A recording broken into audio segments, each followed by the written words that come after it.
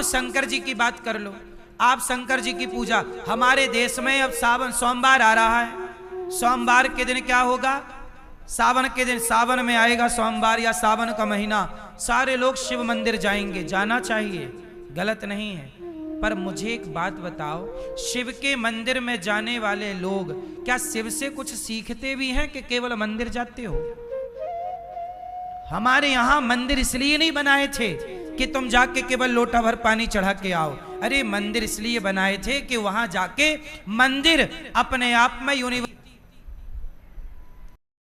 मंदिर अपने आप में एक शिक्षा का केंद्र है। उदाहरण से समझो, भगवान शिव,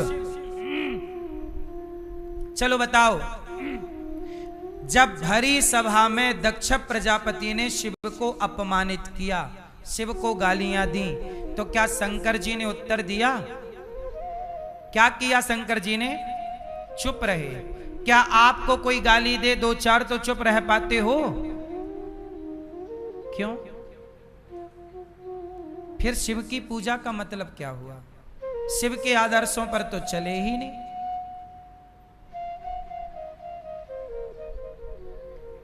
अपमान, शंकर जी ने जहर पिया, समुद्र का मंथन का क्या निकला? विष। कौन पिया? देवता डर गए, हम नहीं पिएंगे। कौन पिया? शिव। समाज के जहर को किसने पिया? शिव ने। हलाहल जहर को। आप लोग, अपमान का जरा सा जहर मिल जाए तो आपकी स्थिति बिगड़ जाती है। तो मंदिर जाने से कल्याण हो जाएगा तो फिर चलो सब मंदिर चलते हैं।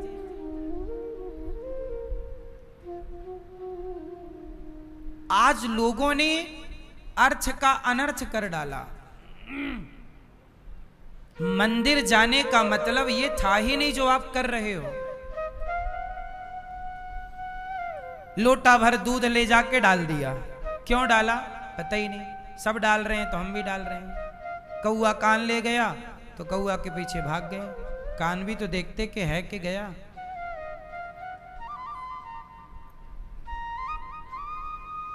शिवजी का मंदिर क्या सिखाता है? शिवजी के मंदिर में शिव पार्वती हैं। शंकर जी का ऐसा एक मंदिर बताओ जहां पार्वती ना हो। एक मंदिर बता दो आप। हर मंदिर में शिव पार्वती हैं जोड़े से। बोलो हाँ। आप बताइए कि आप शिव के मंदिर में जाते हो, शिव जी तो युगों युगों से अपनी पत्नी के साथ रह रहे हैं। तुम 10-20 साल अपनी पत्नी के साथ नहीं रह पाते, तलाक ले लेते हो और तुम जा रहे हो शिव जी के मंदिर में। तुम्हारी गृहस्थी, पति पत्नी से तुम्हारा विवाद चल रहा है, तलाक हो गया तुम्हारा, और तुम मंदिर जा रहे हो शंकर जी के। और शंकर जी सिखा रहे हैं कि देखो, पत्नी के साथ मिलके रहो, पति के साथ मिलके रहो। सीखना कुछ नहीं है, बस जाना जाना है। शिव पार्वती का तलाक हुआ तो तुम शिव भक्तों का क्यों हो जाता है? क्योंकि तुम शिव के आदर्शों को अपनाते नहीं हो। ना पुरुष ना स्त्रियां अपना रही हैं, ना पुरुष अपना रहे हैं। शंकर जी के आदर्शों पर चलिए। शंकर जी के सिर पे कौन है? गंगा। बोलो, क्यों है गंगा सिर पे? यहां आप बताओ, शंकर जी के सिर पे गंगा क्यों है?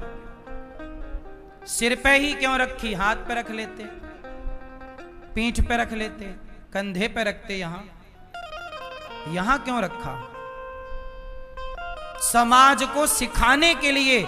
शिव जी का रूप तुम्हें सिखाने के लिए है। शंकर जी की प्रतिमा, शिवलिंग केवल शिवलिंग नहीं, वो अपने आप में एक यूनिवर्सिटी है। इतना सा क्या है वो? अपने आप में एक यूनिवर्सिटी है। शंकर जी के सिर पे गंगा है, मानो शंकर जी कहते हैं परिस्थितियां। आप लोग अपना बताओ, आपका दिमाग क्या है? आपके दिमाग में हीटर चल रहा है, हीटर। हाँ या ना? और पूजा किसकी कर रहे हो? शंकर जी की। तुम भी लोटा भर जल रख लो, ठंडा रहे तुम्हारा दिमाग। तुम्हारा जरा भी ठंडा नहीं है। शंकर जी के गले में सांप है, सर्पों की माला। क्यों है? शंकर जी कहना चाहते हैं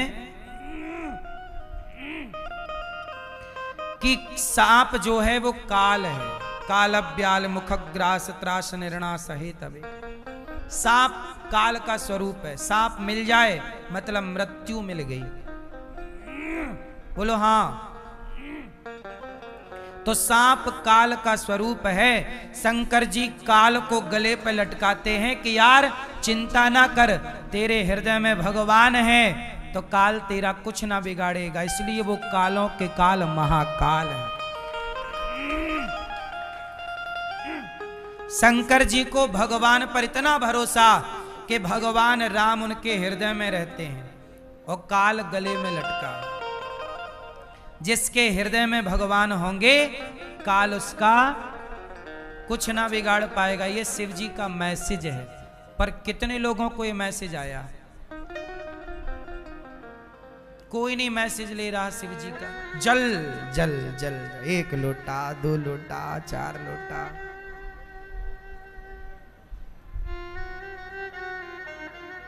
जल भी चढ़ाओ, हम मना नहीं कर रहे हैं,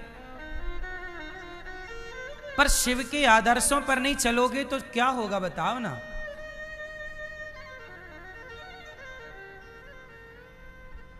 अब ये बताओ, शंकर जी भभूति रमाते हैं। किसकी भभूति लगाते हैं?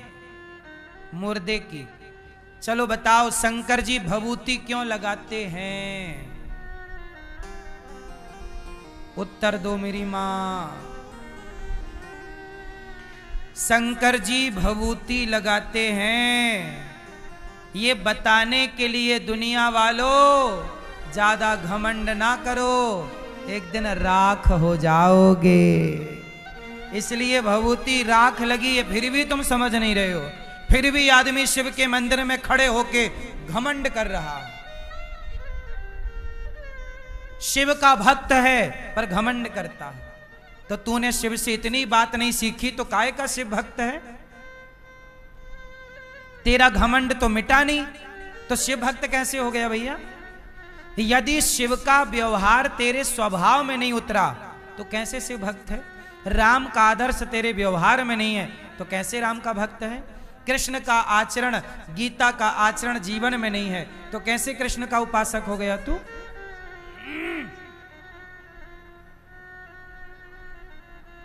दुर्गा देवी नवरात्रि आती है, सारी स्त्रियां व्रत कर रही हैं, जय हो माता की, जय हो माता की, जय हो माता की। करो, बुरा नहीं है, पर माता रानी का थोड़ा उपदेश भी तो सीखो। माता रानी क्या कहती है? माता रानी के हाथ में 8 हाथ है माता के। कितने हाथ हैं? जोर से।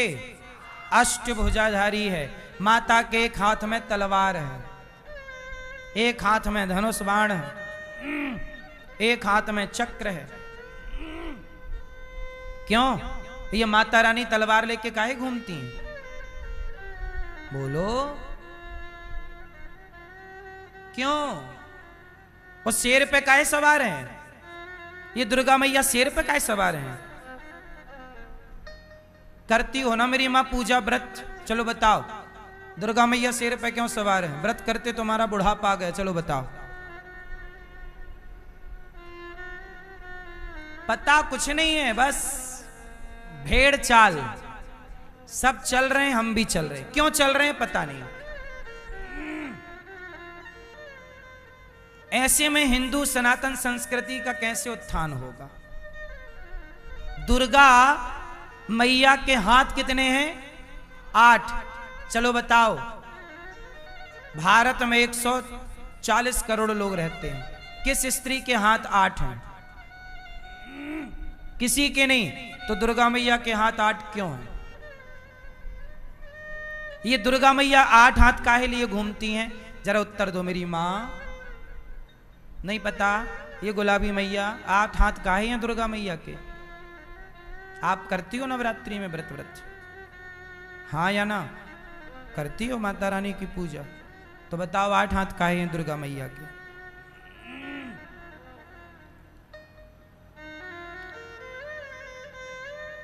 मैया क्या बोलती तू?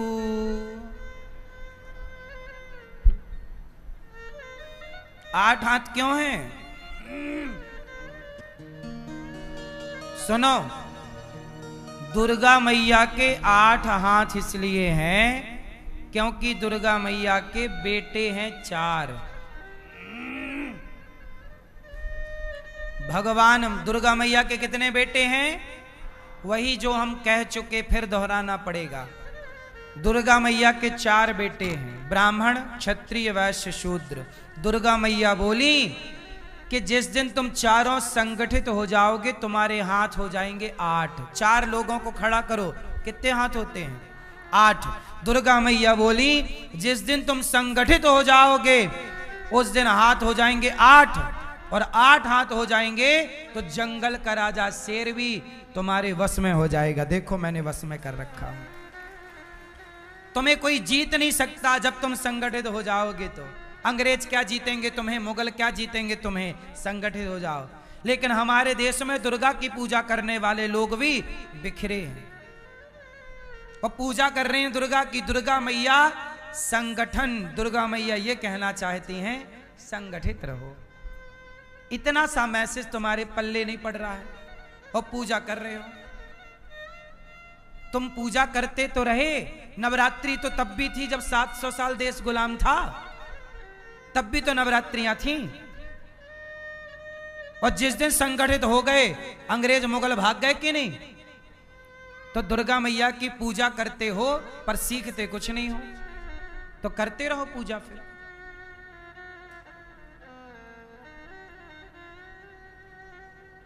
मेरी मां दुर्गा माता सिखाती हैं बेटा मिलजुल के रहो। और दुर्गा एक नारी है और नारी के हाथ में तलवार है। हमारे देश की स्त्री कैसी हो? तलवार से सुसज्जित हो। आपके पास इतनी ताकत हो कि कोई आ जाए तो आप जीत सको उन मूर्खों से। बलात्कारी आ जाए आपके सामने तो क्या करोगे? लड़ने की ताकत है। इसलिए ना हमारे देश की नारियां तलवार चला के झांसी की रानी कहलाती थी। तुम कॉकरोच से डरती हो, इसलिए कहता हूं अपनी बेटियों को भी झांसी की रानी बनाओ, बेटों को शिवाजी बनाओ। ये देश किससे चलता है? लोग कहते हैं ये देश संविधान से चलता है। ये बात सही है कि गलत है? जोर से, जोर से। लोग कहते हैं ये भारत संविधान से चलता है। मैं कहता हूं ये देश जनसंख्या से चलता है। संविधान तो तब भी था जब कश्मीर से हिंदू खदेड़े गए। जिनकी संख्या ज्यादा होगी उन्हीं का संविधान होगा। ये देश संविधान से नहीं, आपकी वोट से चलता है। आज आपकी वोट जिसको मिलेगी वो चलाएगा इस देश को। अच्छे को मिलेगी तो देश अच्छा चलेगा, बुरे को मिल गई वोट तो देश बुरा चलेगा। इसलिए देश संविधान से नहीं चल रहा है। संविधान तो कश्मीर में था, खदेड़े गए कि नहीं? हाँ या ना? जोर से। आज तक भी उन ब्राह्मणों को, वहां के पंडितों को वहां की भूमि, उनका घर नहीं मिला। उनकी बहन बेटियों के साथ बलात्कार हुआ, उनको न्याय नहीं मिला। बात सही है कि हम गलत कह रहे हैं? संविधान तो तब भी था। तो ये देश किससे चल रहा है? जिसकी लाठी, हाँ। इसलिए कहते हैं भैया ध्यान रखो थोड़ा देश पर। इसलिए कहता हूं, आज के लिए नहीं बोल रहा हूं, 25 साल बाद 50 साल बाद देख लेना, इस देश में बेटियों को तलवार उठाने की जरूरत पड़ेगी। इसलिए कहता हूं आज से ही तैयारी कर लो, क्या दिक्कत है? जब प्यास लगेगी तब कुआं खोदोगे क्या? बांग्लादेश में हुआ, तलवार बेटियों को बेटों को शिवाजी बना और बेटियों को, कल को आप ना रहे तो आपकी बेटी अपने अधिकार की लड़ाई तो लड़ ले। हाँ या ना? हम आज के लिए ये बातें नहीं कह रहे हैं, 25 साल बाद की बात कह रहे हैं। आप लोग 2025 को देख रहे हैं, हम 2050 को देख रहे हैं। कभी ठंडे दिमाग से सोचना कि आप इस देश में कितने दिनों तक सुरक्षित हैं। आपके बच्चे कितने दिनों तक सुरक्षित हैं। तुम्हारा बच्चा है 1 और विधर्मियों के बच्चे हैं 10। एक क्या कर लेगा? सरकार को जनसंख्या नियंत्रण कानून बनाना चाहिए कि नहीं? बोलो हाँ। तुम्हारे बच्चे 1 पैदा कर रहे हो, तुम 2 कर रहे हो, और विधर्मी कितने पैदा कर रहे हैं? 10। तो वो 10 जीतेंगे कि तुम्हारा 1 जीतेगा? 2 जीतेंगे। वो तो बकरी की तरह काट देंगे ना। और ये क्या नहीं हो रहा है कि नहीं होगा? क्या तैयारी है आप लोगों की? यदि आज आपके घर में आक्रमण हो जाए विधर्मियों का, तो आपकी क्या तैयारी है? और आप कैसे कह सकते हैं कि नहीं होगा आक्रमण? कैसे कह सकते हैं? क्या गारंटी है आपकी? बोलो। इसलिए सरकार को चाहिए कि जनसंख्या नियंत्रण कानून बनाए। सही है कि गलत है? कितने लोग चाह रहे हैं कि इस देश में बढ़ती आबादी पर कंट्रोल होना चाहिए, जनसंख्या नियंत्रण जरूरी है। विधर्मियों का तो जरूरी ही है, हिंदुओं का तो जनसंख्या नियंत्रण ऑलरेडी है, 2 ही बच्चे पैदा हो रहे हैं। पर विधर्मियों पे लगाम लगाना जरूरी है कि नहीं? इस देश में हाथ उठाओ। तुमसे बोला भी नहीं जाता, बहुत डरे हो तुम लोग।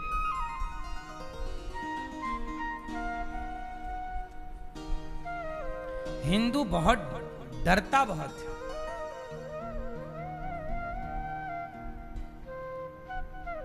विधर्मियों को कह दो 20 पैदा करो, 20 कर रहे हैं। जनसंख्या नियंत्रण परमाणु ना काम करेगा, जनसंख्या ही परमाणु है। हाँ या ना? समझ गए हो तो ठीक है, नहीं समझे तो हम क्या समझाएं। तो भगवान शंकर,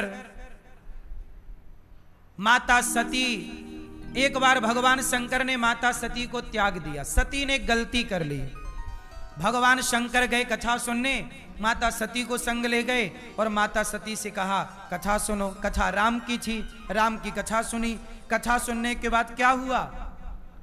माता सती को संदेह हो गया। जब राम सीता मैया को खोज रहे, सीता सीता सीता सीता को खोज रहे हैं राम, तो सती मैया को लगा कि ये राम भगवान नहीं है। भगवान होते तो अपनी पत्नी का पता ना लगा लेते।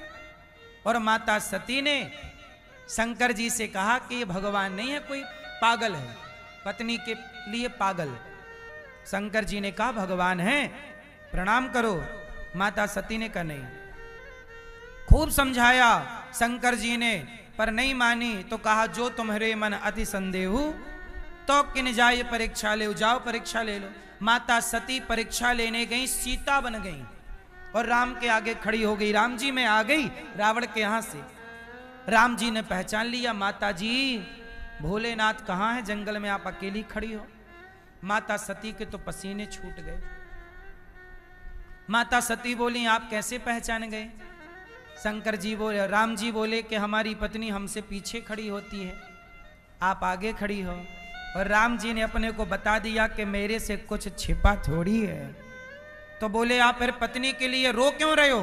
पता है कि रावण ले गया तो रावण को मार दो, तुरंत ले आओ पत्नी को।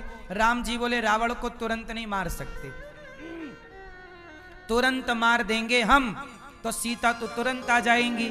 अच्छा, रावण ने चुराया और राम ने तुरंत मार दिया होता रावण को, और सीता ले आए होते, तो बताओ फिर जटायु